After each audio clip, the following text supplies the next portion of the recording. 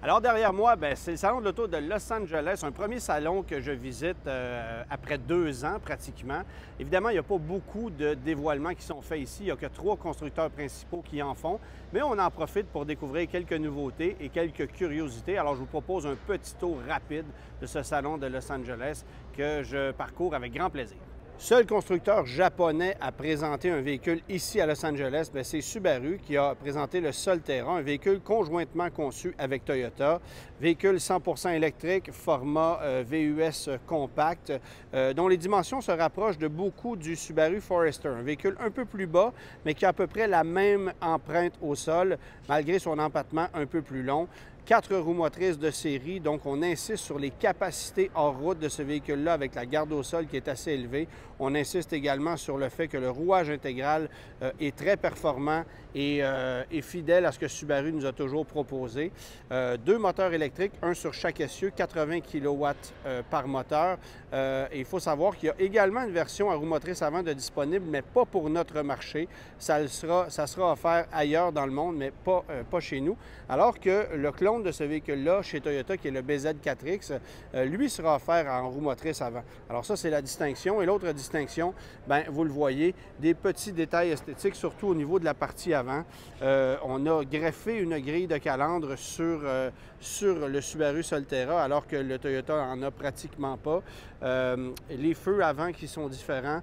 Et évidemment, on offrira une gamme qui est peut-être un peu plus simpliste que chez Toyota, de par le fait qu'on a les 4 roues motrices de série et une seule version de disponible avec 2 groupes d'options principaux. Alors, c'est un véhicule qui sera quand même assez pratique, assez spacieux, beaucoup d'espace, plancher plat à la grandeur.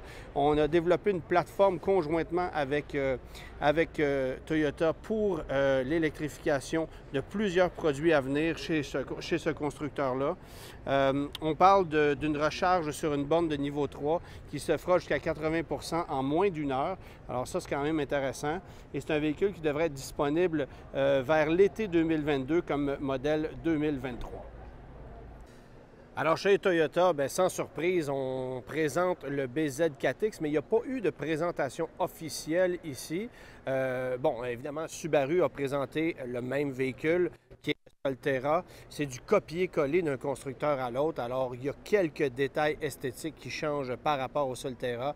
Les feux arrière, les phares, la calandre et les jantes qui sont identiques en fait, mais qui ne sont tout simplement pas peintes de la même façon.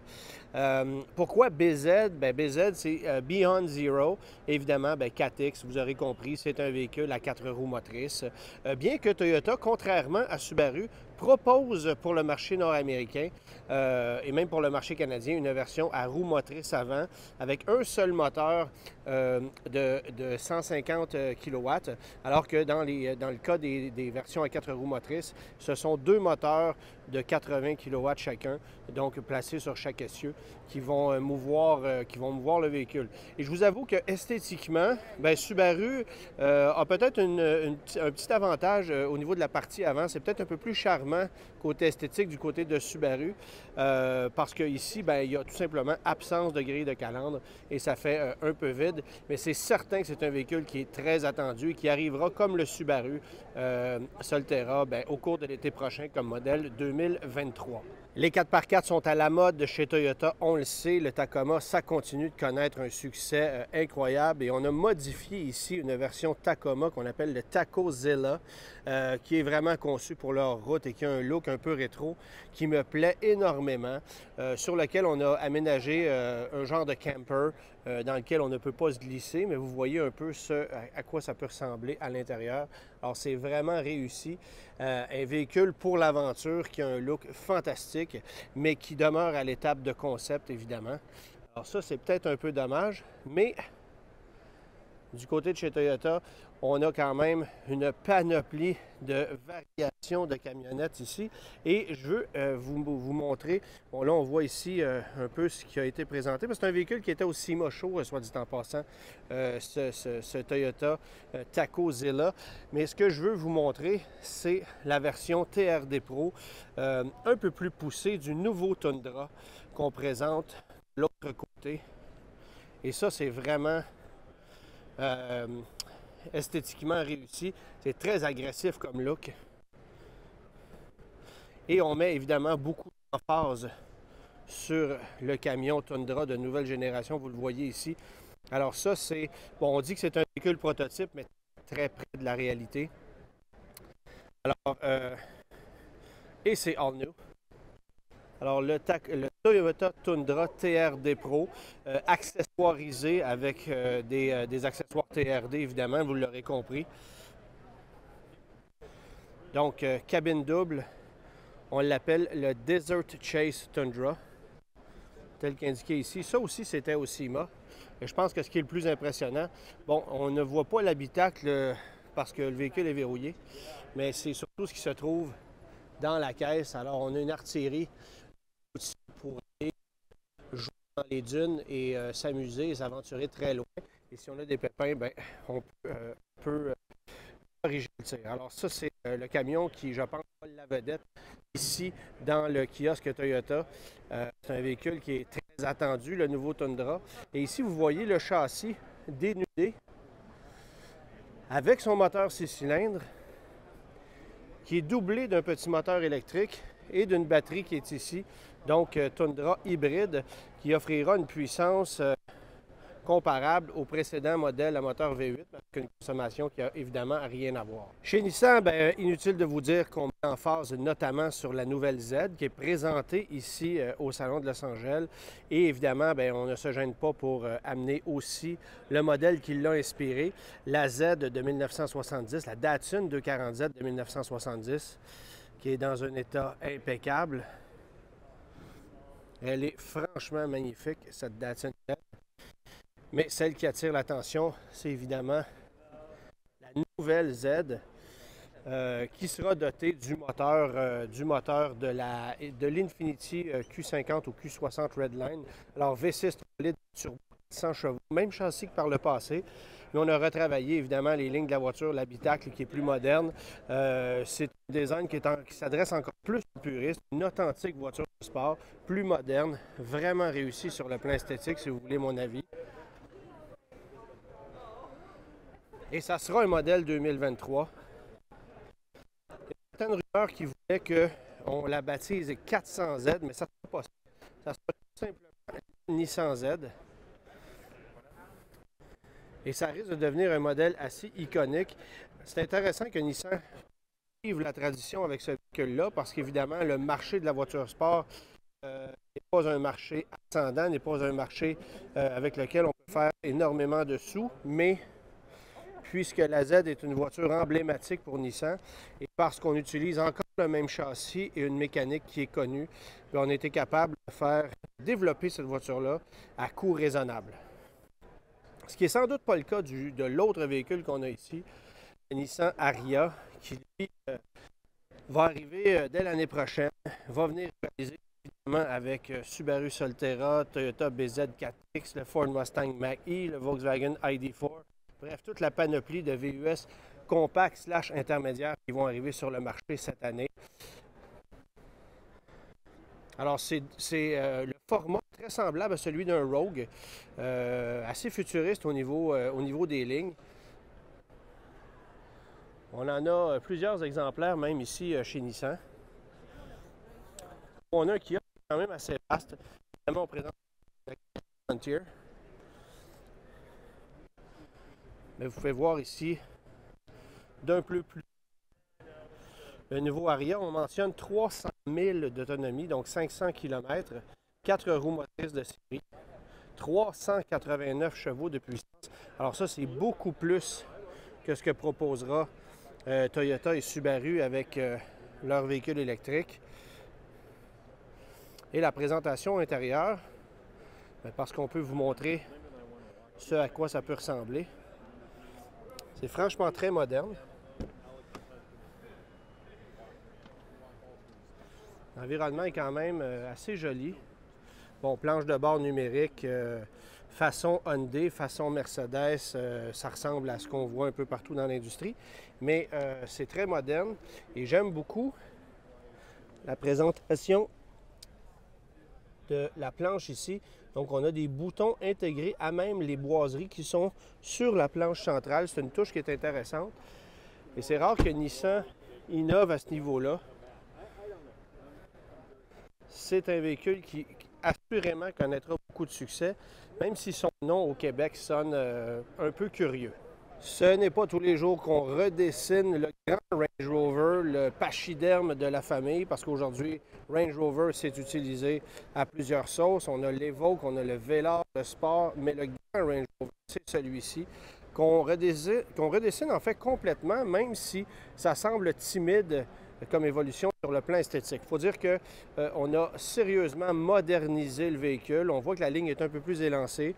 Toute la partie arrière, c'est franchement différent que ce qu'on proposait avant. Il y aura 2 motorisations d'offerte à l'arrivée de ce nouveau Range Rover. Et vous voyez ici la version allongée, la version SV qui est la plus luxueuse. Alors, il y aura un 6 cylindres en ligne avec technologie hybride légère qui fera 360 chevaux.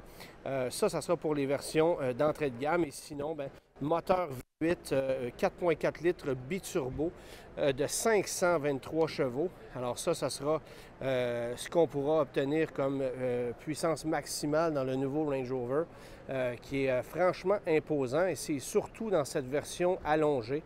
Un véhicule très élégant qui est très fidèle à la tradition de Land Rover sur ce produit-là et qui est très moderne également. Alors, ça vient rivaliser bien sûr avec des produits comme le Cadillac Escalade qui connaît beaucoup de succès en ce moment. Et on tente évidemment de se différencier de la compétition américaine qui est de plus en plus féroce dans ce segment-là. Et on sait que Range Rover, c'est une marque qui est très prisée par les amateurs de VUS pleine grandeur de luxe et on ne veut pas choquer les amateurs de la marque. Alors, on y va avec une évolution timide, mais qui, sur le plan technologique, est franchement impressionnante. Alors que la vaste majorité des nouveautés du salon, ce sont des véhicules électriques, chez Lexus, on y va plus traditionnel avec le nouveau LX 600, moteur V6 biturbo de 3.5 litres, 409 chevaux. Donc, un VUS très traditionnel dans l'approche. Il y a une grosse clientèle pour ça ici aux États-Unis. C'est un véhicule qui connaît le succès, qui est exceptionnel.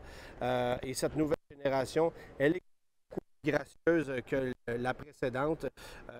On sait que ce véhicule-là dérive directement du Land Cruiser qui n'est pas vendu. Mais je pense qu'on a frappé quelque chose d'assez intéressant avec ce nouveau Lexus-là, qui devrait évidemment être beaucoup plus économique que par le passé, beaucoup plus raffiné aussi, on le voit avec la présentation intérieure, c'est nettement plus moderne. Est-ce qu'on réussira à convaincre des acheteurs de Cadillac Escalade? C'est peut-être pas exactement la même approche, mais c'est quand même un véhicule très imposant. Et je vous avoue que je suis curieux d'en prendre le volant parce qu'on avait pratiquement oublié l'existence de la précédente génération du Lexus LX. Et ça, c'est un peu un renouveau dans ce segment-là, qui est la chasse gardée de Cadillac, de Lincoln et de Land Rover. Impossible de ne pas s'arrêter au kiosque Chevrolet où on présente en fait la nouvelle Corvette Z06 2023. Bon, une voiture dont les performances risquent d'être carrément hallucinantes. Partie avant redessinée, les voies qui sont plus larges, les ailes élargies, mais surtout, ce qui nous intéresse, c'est ce qui est sous le capot. Un nouveau moteur V8 5.5 litres atmosphérique, donc sans turbocompression, qui fait 670 chevaux. Il n'y a pas d'hybridation non plus. C'est de la pure puissance mécanique et cette voiture-là devrait arriver sur le marché dès le printemps prochain. Très attendu. Il n'y a pas eu de présentation ici au Salon de Los Angeles. En fait, il n'y en a eu aucune de la part des constructeurs américains, ce qui est assez curieux pour un salon américain. Mais c'est certain qu'une voiture comme celle-là, ça vole la vedette, même s'il n'y a pas eu de présentation. Et on a bien hâte de la conduire. Parmi les véhicules qui attirent l'attention ici au salon, le Fisker Ocean, on l'a finalement dévoilé et c'est Henry Fisker lui-même, le designer, le concepteur du véhicule, qui a présenté son nouveau produit, lequel repose sur une plateforme toute nouvelle qui devrait permettre le développement de 2 autres véhicules chez Fisker, donc une voiture et une camionnette plus grosse que ce produit-là, qui est encore une fois format Toyota RAV4, donc viendra rivaliser avec Mustang Mach-E, le Toyota BZ4X et toute cette famille de VUS compacts ou intermédiaires qu'on propose. Évidemment, c'est un véhicule 100% électrique. On parle d'environ 500 km d'autonomie pour ce produit-là. 37 499 $ le prix d'entrée américain pour ce véhicule-là qui sera offert chez nous dès 2023. Pour avoir discuté quelques instants avec Henry Fisker lui-même, bien, on m'a confirmé qu'il y avait déjà beaucoup de commandes placées pour ce produit-là chez nous au Canada. Un véhicule qui a un sacré beau look et qui risque d'être très compétitif. Évidemment, il faudra voir à quel point le réseau de concessionnaires et la qualité du produit sera intéressante. Mais en attendant, bien, ça augure assez bien pour ce nouveau constructeur-là. Un véhicule qui sera fabriqué à Graz, en Autriche, et qui semble très, très impressionnant au niveau de sa qualité de fabrication et de finition. Un look qui est quand même assez impressionnant également. J'ai bien hâte de mettre la main sur ce véhicule-là, à savoir quand ça arrivera chez nous au Canada, il faudra encore attendre un petit peu. Et vous voyez ici Henry Fisker lui-même qui est présentement en entrevue. Dans le hall du salon, Imperium Motors est présent. On sait que ce véhicule-là avait été présenté au Salon de l'auto électrique de Montréal il y a quelques mois à peine. Beaucoup de commandes qui ont été placées. Et ici, aux États-Unis, il y aura 3 versions disponibles, Comfort, Premium et Limited. Vous voyez ici les versions Limited. Alors ça devrait arriver chez nous comme modèle 2023 finalement, parce que l'homologation n'a pu être faite à temps pour millésimer les véhicules comme des 2022. On sait quelle est la stratégie d'Imperium. C'est un constructeur, c'est une entreprise en fait nord-américaine qui a une division canadienne qui importera des produits faits en Chine, 100% électriques, destinés à notre marché. Roue motrice avant seulement, format Toyota RAV4, mais vendu au prix de Toyota RAV4 avec l'électrification, et on promet une autonomie approximative de 400 km avec ce véhicule-là. Alors, ça risque de connaître beaucoup de succès, mais ce qui risque d'être intéressant aussi, c'est le véhicule que vous voyez ici. Alors ça, c'est une camionnette qui sera vendue par Imperium aussi. C'est vraiment, vraiment copié d'un Ford Ranger au niveau esthétique. Regardez la cabine, c'est très, très, très semblable. Ça s'appelle le Terra I. Ça devrait arriver chez nous dès l'année prochaine, techniquement. Et ce qui est un peu ironique, c'est que le véhicule que vous voyez ici, bien qu'on le présente comme un électrique, il est doté d'un moteur à essence parce qu'on est encore à modifier le véhicule pour l'adapter en véhicule électrique. Évidemment, si on parvient à modifier ce véhicule-là et à en faire une camionnette intermédiaire 100% électrique assez intéressante pour notre marché, ça risque de connaître un certain succès. Encore faudra-t-il avoir de l'inventaire et être capable de fournir un produit de qualité, et ça reste à vérifier. Mais en attendant, c'est un produit qui certainement pourrait connaître un succès chez nous, mais encore une fois, très, très, très semblable à la camionnette Ford Ranger. Et puis Imperium, on présente aussi beaucoup de petits véhicules électriques qui pourraient être vendus sur divers marchés pour des besoins qui sont plus spécifiques. Ceux qui me suivent savent que j'aime beaucoup les voitures avec du fini bois. En voici une. Chez Porsche, on a une salle dédiée aux constructeurs avec évidemment beaucoup de modèles en exposition, vous le voyez. Mais la voiture qui retient l'attention, c'est évidemment cette Cayman GT4 RS. On repousse les limites de ce que la Cayman peut faire avec le moteur de la 911 GT3 auquel on retranche quelques chevaux. C'est 493 chevaux pour une voiture de 1415 kg qui boucle le 0-100 km/h en 3,4 secondes. Alors, c'est la Cayman la plus puissante, la plus performante jamais créée par le constructeur Porsche. Et c'est intéressant qu'on cultive aussi cet aspect-là chez Porsche, puisque depuis quelque temps, on a l'impression qu'on se concentre surtout sur la 911 et sur les voitures électriques. Et on avait un peu l'impression que la Cayman était un peu laissée à elle-même, mais c'est vraiment pas le cas. Et cette voiture-là, ça s'adresse aux vrais puristes de la marque. Boîte PDK, évidemment, mais une voiture qui risque d'être super impressionnante sur un circuit. Et puis, vous voyez, ici, la balance du kiosque de chez Porsche. On a des bonbons mélangés, des voitures de course, des VUS, quelques voitures vintage aussi comme la Carrera RS qui est juste derrière là-bas. Avec 3 nouveautés en exposition, bien, Kia est probablement le constructeur qui amène le plus de nouveautés ici à Los Angeles. D'abord, le Sportage 2023 que vous voyez ici, qui partagera l'essentiel des motorisations qu'on retrouve déjà sur le Hyundai Tucson 2022. C'est son proche cousin. Alors, un véhicule qui se distingue sur le plan esthétique. Véhicule très attendu également, c'est cette Kia EV6 qu'on qualifie parfois de VUS, parfois de voiture, si vous voulez mon avis. D'ailleurs. Alors ça sera très intéressant. C'est développé sur la plateforme EGMP sur laquelle on a aussi développé la Hyundai Ioniq 5, véhicule qui arrivera prochainement en concession, véhicule 100% électrique. On annonce plus de 450 km d'autonomie. Et sur cette même plateforme, bien, on a aussi développé le véhicule concept qu'on présentait ici il y a quelques instants à peine. C'est le nouveau EV9, donc un VUS intermédiaire. Assez intéressant sur le plan esthétique, très moderne, qui utilise encore une fois cette même plateforme. On parle de 480 km d'autonomie et d'une possibilité de recharger jusqu'à 80 de la batterie en moins de 30 minutes. On pourra prendre des charges jusqu'à 350 kWh, alors ça sera extrêmement rapide. Pour la première fois dans un salon automobile, à empattement court du nouveau Jeep Grand Cherokee 2022. Évidemment, ce que vous voyez ici, c'est la version 4XE, donc hybride rechargeable, qui risque d'être très populaire chez nous. Un look qui, à mon avis, est pas mal mieux réussi que la version à empattement long. Ça devrait arriver très prochainement chez les concessionnaires et ça reprendra le flambeau du Grand Cherokee à empattement court qui est actuellement commercialisé. On dit également qu'on pourrait vendre les deux véhicules en parallèle et que le Grand Cherokee de vieille génération pourrait demeurer sur le marché, au même titre que Ram a conservé l'ancienne génération de son Ram 1500. Est-ce qu'on aurait un Grand Cherokee classique prochainement à se mettre sous la dent qui sera vendu à prix moindre? Bien, c'est probable, on peut imaginer ça.